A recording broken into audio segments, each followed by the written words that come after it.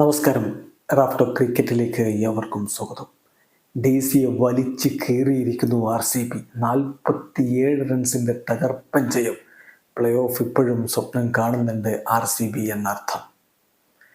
മത്സരത്തിൽ ആദ്യം ബാറ്റ് ചെയ്ത RCB നിശ്ചിത 20 ഓവറുകളിൽ 9 വിക്കറ്റ് നഷ്ടത്തിൽ 187 റൺസാണ് എടുത്തിരുന്നത്. അവർക്ക് വേണ്ടി വിൽ ജാക്സും രജത് പട്ടീദാറും കാമറൺ ഗ്രീനുമാണ് മികച്ച രൂപത്തിൽ ബാറ്റ് ചെയ്തത്.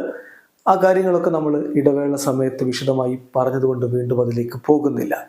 188 എന്ന വിജയലക്ഷ്യത്തിലേക്ക് DC ബാറ്റ് ചെയ്യുമ്പോൾ അവർക്ക് തുടക്കത്തിൽ തന്നെ ഡേവിഡ് വാർണറെ നഷ്ടപ്പെടുന്ന കാഴ്ചയാണ് കണ്ടത്.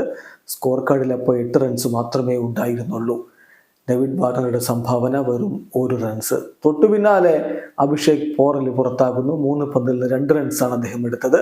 പിന്നെ ഭാഗ്യം കൂടി RCBക്കൊപ്പം നിൽക്കുന്ന കാഴ്ച. ജെയ്ക് ഫ്രേസർ മഖാർക്ക് അദ്ദേഹം മികച്ച രൂപത്തിൽ തുടങ്ങിയതാണ്. 8 പന്തുകൾ 2 4 2 6 21 റൺസുമായിട്ട് നിൽക്കവെയാണ് അദ്ദേഹം റൺഔട്ടായി പോകുന്നത്.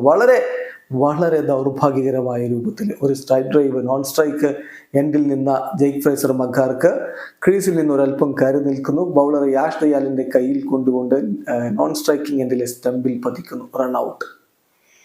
എന്തായാലും കാര്യങ്ങൾ RCBക്ക് അനുകൂലം എന്ന് അവിടെ നിന്ന് തന്നെ തോന്നിയതാണ്. പിന്നീട് കാര്യങ്ങൾ മുന്നോട്ട് പോകവേ കുശാഗ്ര എടുത്തത് 2 റൺസാണ്. അക്സർ പട്ടേലും ഷായ് ഹോപ്പും ചേർന്നുകൊണ്ട് ടീമിനെ മുന്നോട്ട് കൊണ്ടുപോകാൻ ശ്രമിക്കവെയാണ് ഷായ് ഹോപ്പിന്റെ വിക്കറ്റ് നഷ്ടപ്പെടുന്ന 23 പന്തുകൾ നേരിട്ട് അദ്ദേഹം എടുത്തത് 29 റൺസ് മാത്രമാണ്.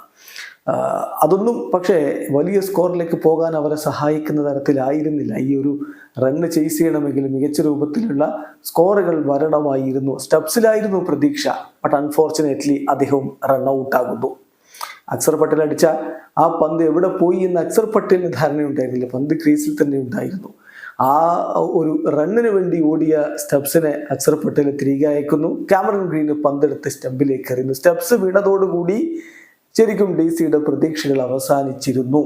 പിന്നെ അക്സർ പട്ടേൽ ചില ശ്രമങ്ങളൊക്കെ നടത്തിയെങ്കിലും അതൊന്നും വിജയത്തിലേക്ക് എത്തുന്ന രൂപത്തിലായിരുന്നില്ല. അതിനിടയ്ക്ക് റഷീദ് സലാം വന്ന് 10 റൺസുമായിട്ട് മടങ്ങി.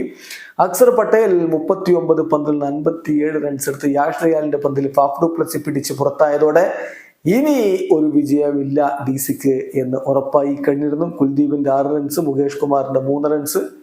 ഒടുവില് അവരുടെ ടീം വലിയ മാർജിനിൽ 47 റൺസിന് തന്നെ പൊട്ടി പരാജയം അറിഞ്ഞിരിക്കുകയാണ്.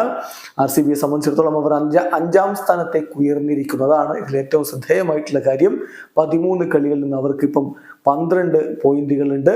അവരെ സംബന്ധിച്ചിടത്തോളം +0.387 എന്ന രൂപത്തിലേക്ക് അവരുടെ നെറ്റ് റൺ റേറ്റ് വർദ്ധിക്കുകയും ചെയ്തിരിക്കുന്നു. RCB അവരുടെ പ്ലേ ഓഫ് സാധ്യതകൾ സജീവമാക്കിയിരിക്കുകയാണ്. വീഡിയോ അവസാനിക്കുന്നു. ക്രിക്കറ്റ് ലോകത്തെ കൂടുതൽ വിശേഷങ്ങളുമായി റാഫ്റ്റോ എത്താം.